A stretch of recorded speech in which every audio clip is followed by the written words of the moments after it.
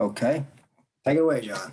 Okay, so we have a couple of questions in the question and answers. So the first one is, Ken, could you give your impression of the extent to which these connections between oil and Christian faith were deliberately contrived by energy companies for marketing or political value, or did they tend to be more of a natural commingling of proximate ideas within our culture? Both. That's why I'm destined for politics, because I can give an equivocating answer. You know, it's like anything. When you have ideology and policy, where does one stop and where does one begin? I mean, where does one stop and the other start? So, I mean, I don't know that there was ever a cluster of H.L. Hunt and Billy Graham and others who sat down and said, "Look, we need to really promote this through our churches to keep ourselves in power." I mean, those kinds of cabals and conspiracies. It's never that. It's never that easy. It's always a lot more complex. At the same time, obviously, there's a realization that the two work hand in hand. The ideology it anneals, or it's like the fiber that holds together the economy. And when the two work together so seamlessly, or if you have these, scholars, or Marxist scholars, or postmodern scholars who would say it's almost made invisible, and yet it's so potent. So I would say it happened. It evolved that way, co-evolved that way, because it was beneficial for everybody involved. Okay, thanks. Our second question deals with this. God gave us solar and wind power also. Would you address why that does not come up in discussions of wasting God's beauty? Well, I think it will, but oil from the ground. I mean, all the way back to Exodus, when Moses and Aaron were in the Sinai desert, and they were fed from manna from heaven and water from the rocks. I mean, an artesian well or whatever it was. So there's the mystery of the underground, this resource that sort of bubbles forth as it is like a gift. Solar and wind, certainly, yeah, it's the same thing. And all of it ultimately is the sun. And the sun is the source of all power.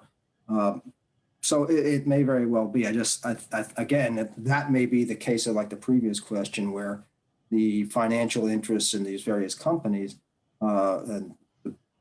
is such that changing a successful formula is risky to the bottom line. But I don't know. Sure. Okay. Ken, do you have any literary connections between oil and Islam? Yes, a couple of really interesting, and I want to do more with this, and not knowing Arabic and the culture would be hard, but there's a great book. It's called Cities of Salt. Abraham Munif, I think is his name, written about the discovery of oil in Saudi Arabia, in the full adventure of the Western oil companies establishing their beachheads in Saudi Arabia, and some of the people, the prophets of that era, the spiritual people, saw that as a sort of a rape of their land and an invasion. And plus, these Westerners came in with their Western ways, which in the hot climate included, sometimes not wearing a lot of clothes in their swimming pools. And this book goes through the whole story of that. And I even wrote a song about a guy who was on the edge of the desert and was decrying the prophecy that this will be the end of our society as we know it. But I do think that, again, with the amount of money that it made, a lot of those voices got silenced, or got deadened by the immense growth that occurred. I mean, you look at places like Oman and where Abu Dhabi, where they have ski slopes in the desert right up inside, or these it's like Las Vegas. I mean, it's almost like taunting nature by throwing a lot of water out. And so I think that, again, it's the steamroll of progress silence of some of those voices. But there are, I can give you some reference. Cities of Salt, that one is spectacular. Okay. Catherine Hayhoe, you wanted to mention something about that question also?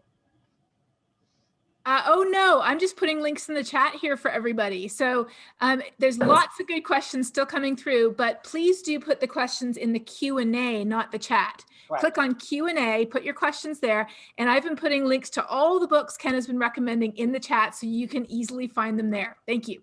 Thanks. Okay, Ken, here's your next one. Will the more liberal theology that embraces environmentalism have any success combating the conservative theology that you talk about? Well, I don't know. Yes, if we don't, if we're resource successful in managing our resources such that there's not enough scarcity that then leads to, fighting over resources. I mean, that would be an anthropological answer that, we share when we can. I don't know.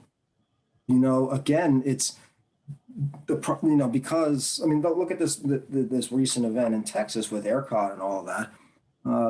It's very complex, and people get lost in complexity and they want simple solutions. I mean, a lot of like the talk radio and all that is not even really any ideas as much as just chest pounding. And I don't know how liberalism and academic thinking doesn't use chest pounding as a means of or mostly, there's some, as a means of conveying. So, I mean, the idea of getting it in is a simple story. And also, again, it does deal with the time horizons, right? Because we can always say the problems with climate change are in the future, and even though we see all kinds of examples now, it still can be foregone. Whereas if I'm working a sort of a menial job and my life is hard, and I can get a big truck and feel like I've got some control over my life, I've got some dignity, that's hard to counter. Good. So from your experiences, are there other regions where Christianity is not the dominant religion? And is there a similar link between religion and oil, or is this a uniquely Christian response?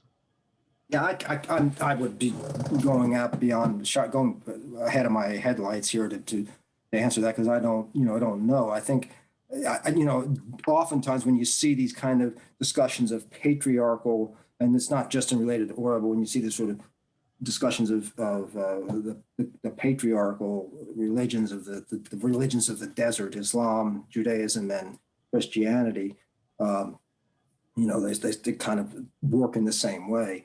But let's just say in India, and I don't know. I mean, I don't think that it's not.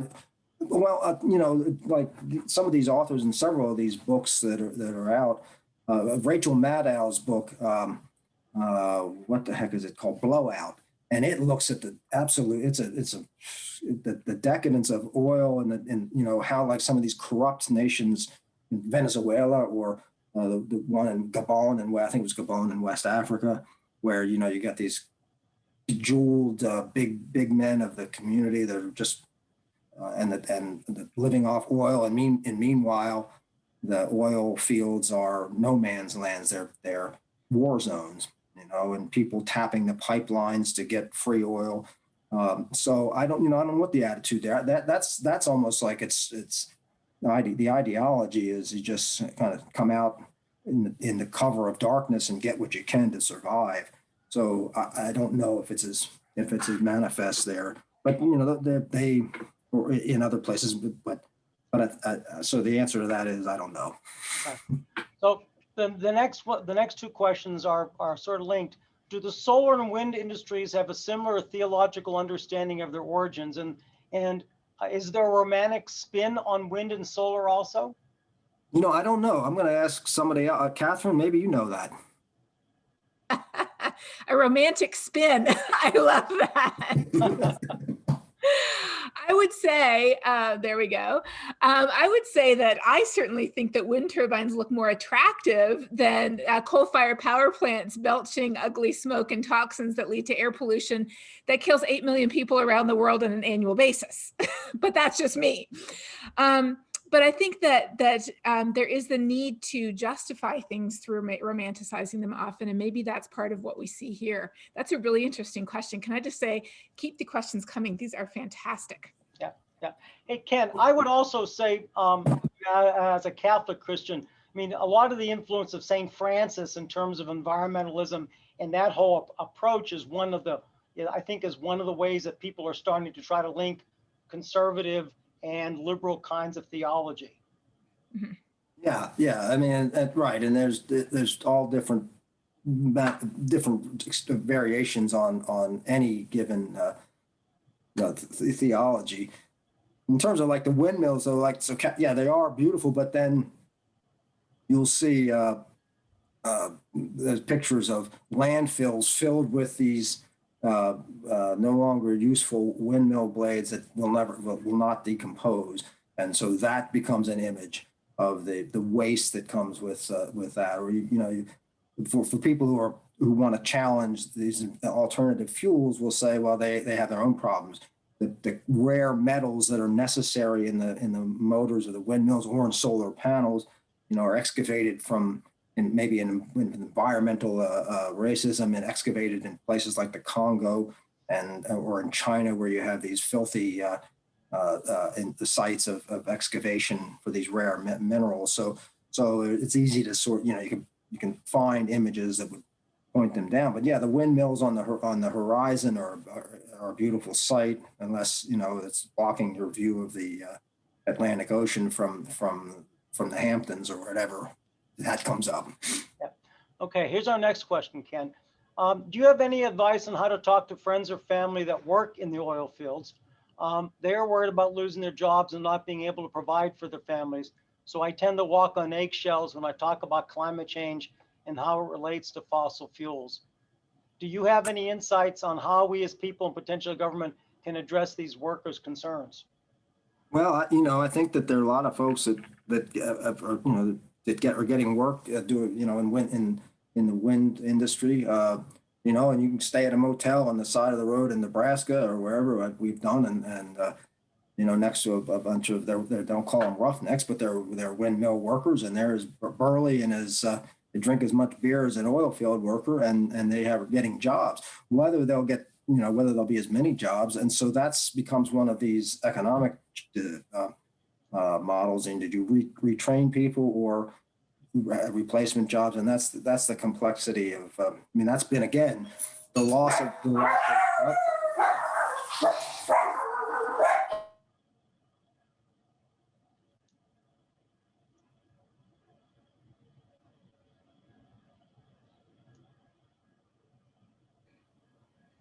I think we all have pet situations these days. At least we're not cats, right?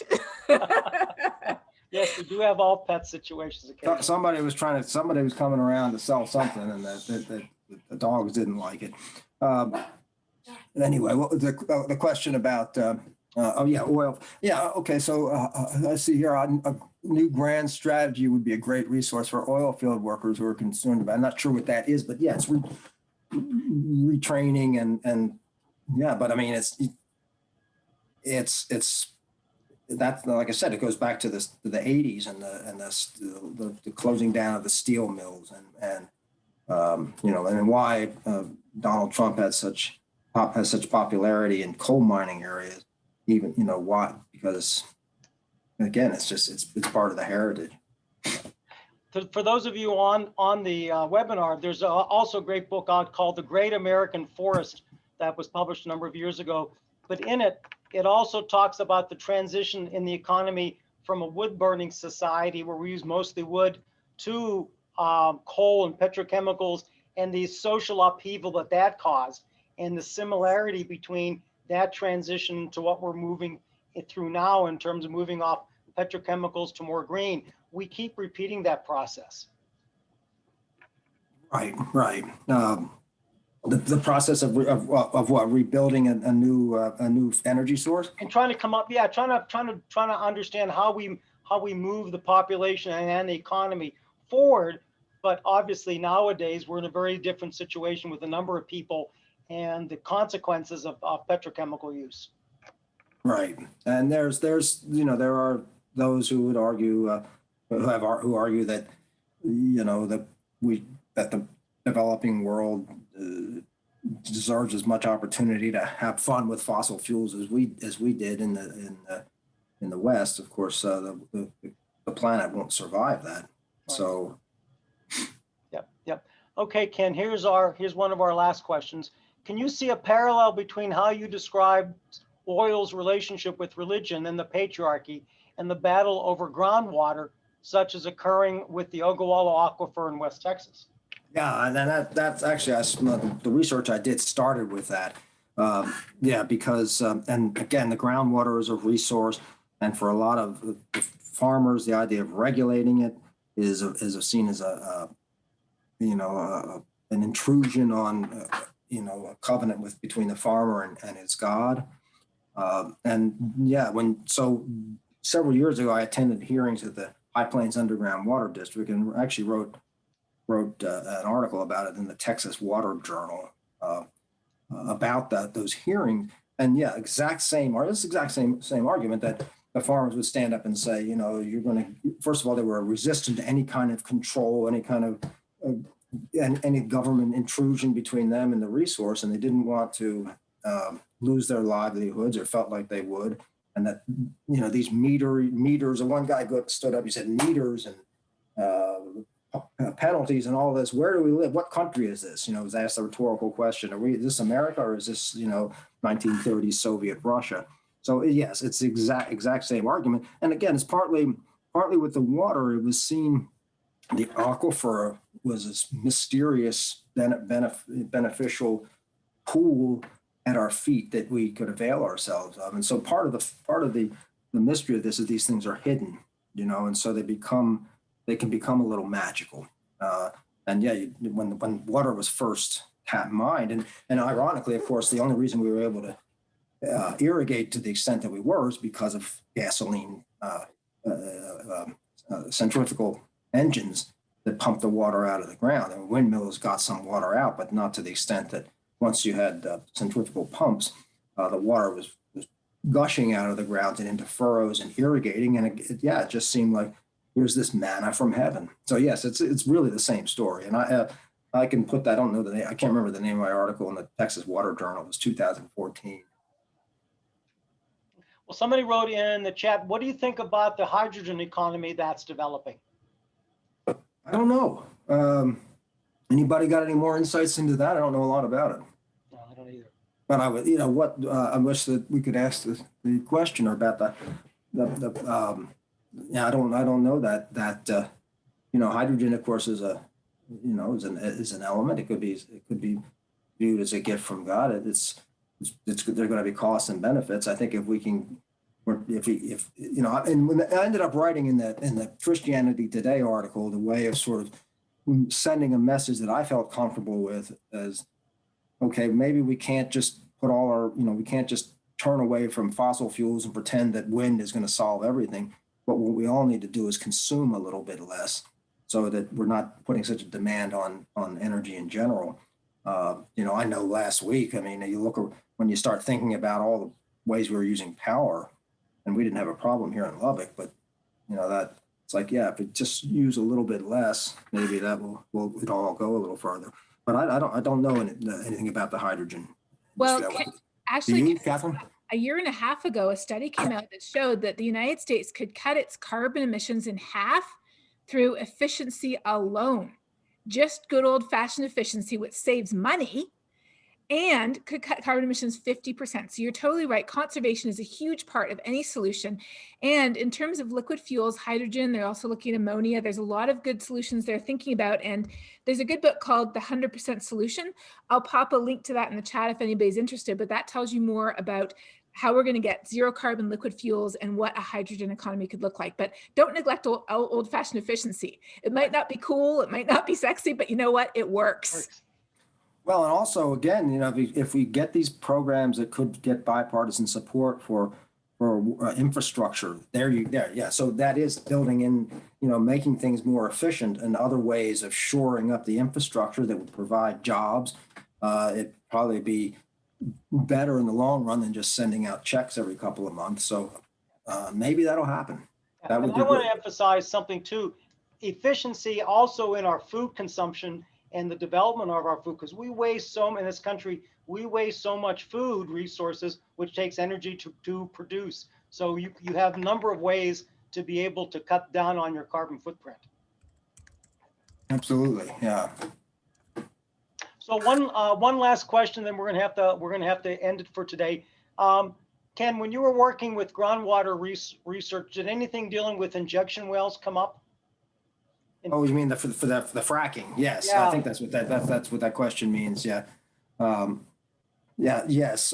It came up, and there was some interesting dynamics there, because some of the farmers, while normally aligned politically with the oil industry in terms of, conservative Republican politics, they at times felt like if they saw this fracking water, that they would then form a sort of a wedge or an argument against, with these big oil users, or the same urban rural split. These big cities, I mean, a guy would stand up and say, I drive into Lubbock and I see water running down the sidewalk, people watering their lawns and wasting it.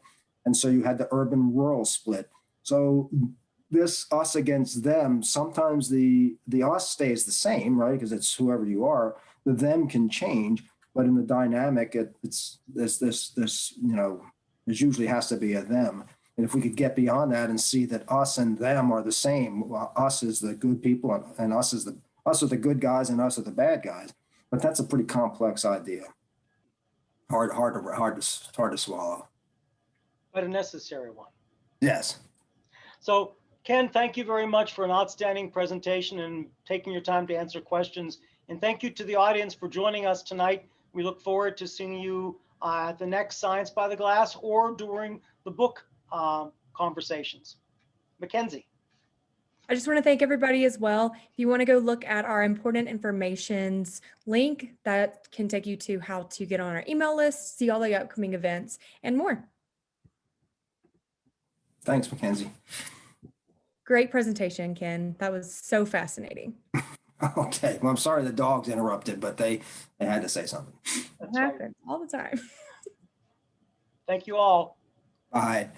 Thank you guys. Bye-bye.